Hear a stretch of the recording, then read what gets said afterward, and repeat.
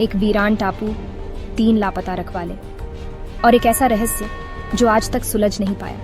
न कोई शव मिला, न कोई संघर्ष के निशान, बस एक खाली लाइट हाउस और डायरी के आखिरी पन्ने पर कुछ अजीबोगरीब नोट्स, तूफान के बारे में कुछ डरावनी बातें, किसी अनदेखी ताकत का एहसास और फिर अचानक सन्नाटा। क्या ये कोई भयानक दुर्घटना थी या फिर कुछ ऐसा जिसे इंसान आज तक समझ नहीं पाया? आज हम आपको एक ऐसी कहानी सुनाने जा रहे हैं जो आपके रोंगटे खड़े कर देगी। ये कहानी दिसंबर 1900 की है। स्कॉटलैंड के उत्तर पश्चिम में अटलांटिक महासागर के बीचों बीच स्थित फ्लैनन आइल्स लाइट हाउस, एक जगह जो चारों तरफ से खतरनाक लहरों और तूफानों से घिरी हुई थी।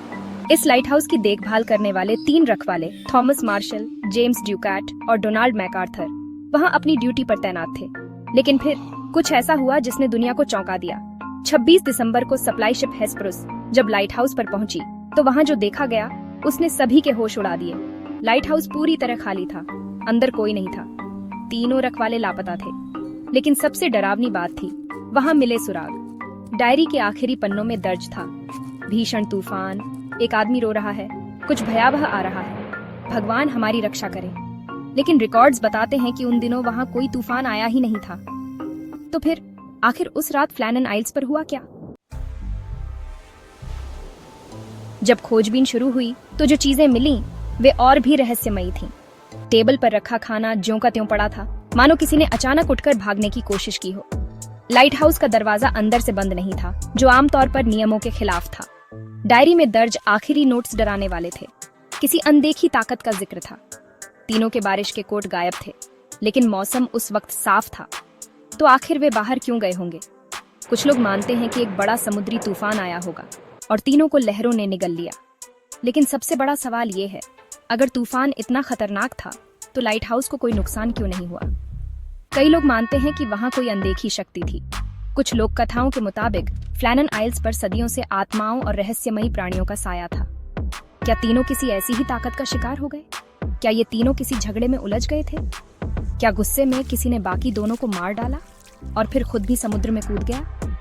लेकिन अगर ऐसा हुआ तो संघर्ष के कोई निशान क्यों नहीं मिले? कुछ थ्योरीज कहती हैं कि ये मामला एलियंस, गुप्त सरकारी प्रयोगों या किसी अज्ञात समुद्री जीव का हो सकता है, लेकिन इसकी कोई ठोस गवाही नहीं है।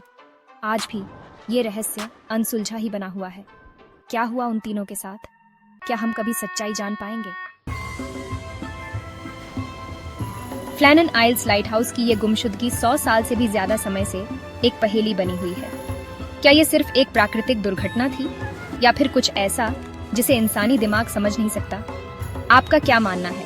क्या ये मामला किसी अलौकिक शक्ति का था या फिर किसी अनदेखे खतरे ने इन तीनों को अपना शिकार बना लिया? अपनी राय हमें कमेंट में जरूर बताएं और अगर आपको ये कहानी पसंद आई तो इसे लाइक और शेयर करना न भूलें।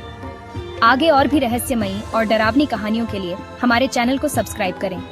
मिलते हैं अगली बार एक और अनसुलझे रहस्य के साथ। तब तक के लिए अंधेरे में झांकने से पहले एक बार सोच लेना,